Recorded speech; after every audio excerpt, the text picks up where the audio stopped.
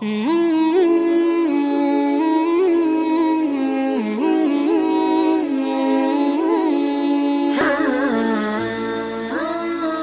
sekali Nabi SAW berkata begini. Jadi ada orang-orang dari Bani Israel dulu sebelum kita, dia memfungsikan sapi yang dia miliki bukan tugasnya membajak, tarik gerobak. Ini enggak ditugasin yang lain gitu. Tapi tidak disebut dalam riwayat tugasnya apa. Terus sapi itu ngomong dalam bahasa manusia. Dia bilang, saya diciptakan bukan untuk ini. Maka si Bani Israel ini kaget. Sapi bicara manusia gitu. Maka sahabat pun di majelis Nabi sempat bilang, Subhanallah ya Rasulullah, sapi bicara dalam bahasa manusia.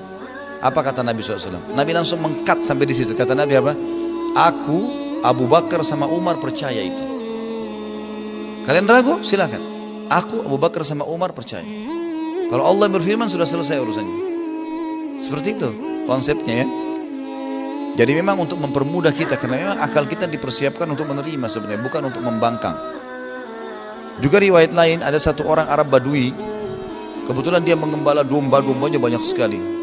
Begitu dia menggembalain domba, pas dia lagi gembala domba, ada satu serigala nyuri satu dombanya. Karena dombanya besar, digigit lehernya, ditarik, keberatan, serigalanya lamban. Maka dikejar oleh si pengembala. Ditarik dengan paksa domba tersebut. Tiba-tiba serigala itu bicara pakai bahasa manusia. Ini riwayat Sahih, riwayat Bukhari. Kata serigala, bertakwalah kepada Allah. Kenapa kau ambil rezeki yang sudah Allah tentukan untukku? Kaget si pengembalanya. Lalu dia mengatakan, dia belum beriman. Dia mengatakan, bagaimana bisa serigala berbicara dengan bahasa manusia? Serigala itu langsung bilang apa? Gara-gara ini Badui beriman. Dia tadinya kafir, belum beriman. Lalu dia mengatakan, mau kau saya beritahukan yang lebih aneh daripada apa yang kau kaget lihat sekarang? Kau kaget lihat saya bicara ini? Ada yang lebih aneh lagi. Kata Badui tersebut, apa?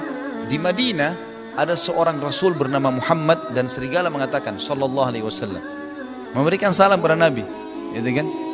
Di Madinah ada seorang Rasul bernama Muhammad sallallahu alaihi wasallam mengajak manusia ke agama Allah, tapi masih banyak mengatakan dia penyihir dan mendustakannya. Maka si Badui tersebut tidak banyak bicara. Dia ambil dombanya pergi ke Madinah, dicari Nabi SAW, lalu beriman menceritakan kejadian tersebut. Orang beriman memang seperti itu konsepnya, gitu kan? Karena kalau kita tidak memudahkan ini Bapak Ibu sekalian, banyak hal yang kalau kita cuma pakai otak tolak loh.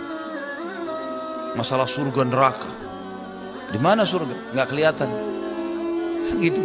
Jadi kita kalau masuk ke zona protes itu susah. Tapi kalau kita imani, oh ya ada, ya sudah. Bagaimana sampai ke sana? Ini amal-amalnya, selesai. Ada loh kantor saya di Perancis, dan misalnya orang pemilik perusahaan bilang gitu ya. Siapa yang prestasi di sini, saya akan kasih kantor di sana, kerja di sana. Kita belum pernah lihat gambarnya, fotonya, nggak pernah. Tapi pegawai yang faham, dia tahu kalau di sini sebenarnya perusahaan ini sudah bagus ya. Maka dia pun mengejar prestasi terbesar itu, kan begitu ya. Walaupun dia belum lihat, toh dia sudah tahu di sini gajinya bagus. Kita di dunia kan sudah dikasih tuh 2 mata, 2 telinga, 2 tangan, 2 kaki, apalah macam-macam kenikmatan. Kalau salah pun masih dimaafkan. Peraturan kehidupan yang luar biasa. Berarti kalau di sini ada, di sana ada dong akhirat. Konsep sederhananya begitu. Berarti di sini perusahaan itu ada. Kalau pimpinan perusahaan bilang di sana ada lagi loh, tapi lebih bagus dari sini. Prestasi sini saya kasih di sana. Berarti pegawai yang berakal dia akan bilang, baik saya kejar. Bagaimana caranya? Kerja begini. Baik dikerjain sama dia. Seperti itulah orang beramal saleh masuk sana. Seperti itu rasionalnya ya. Maka kalau kita beriman teman-teman dengan tidak banyak protes, wahyu Allah SWT akan memudahkan kita bisa menerimanya. Sekali kita buka pintu protes, terbuka waswas syaitan yang besar. Sekali saja. Kenapa saya Allah jadikan perempuan? Kenapa bukan laki-laki? Saya mau jadi laki-laki. Maka syubhat di otak kita sudah luar biasa. Seperti kita lagi buka pintu, di depan ini banyak serangga. Udah masuk semua serangganya tuh. Makanya para sahabat pernah duduk, lalu mereka duduk bersama Nabi SAW keluar. Lalu mereka kayak lagi bincang-bincang. Kata Nabi SAW, apa yang sedang kalian fikirkan? Ya Rasulullah, seseorang di antara kami muncul di benaknya, gitu kan? Siapa yang ciptakan kamu? Maka kami pun menjawab, Allah. Lalu muncul di benak kami, siapa yang menciptakan gunung? Siapa yang menciptakan bumi? Siapa yang menciptakan langit? Terus saja kami menjawab Allah. Terakhir ada pertanyaan, siapa yang menciptakan Allah? Kata Nabi SAW, apakah sudah sampai pertanyaan itu pada diri kalian? Maka mereka bilang, iya ya Rasulullah. Sahabat ngaku itu. Apa kata Nabi SAW? Kalau itu datang, waswas syaitan. Bilang, amantu billah. Aku beriman kepada Allah. Selesai. Karena syubhatnya kan kemana-mana. Termasuk protes Allah SWT nanti. Kan gitu. Lebih mudah.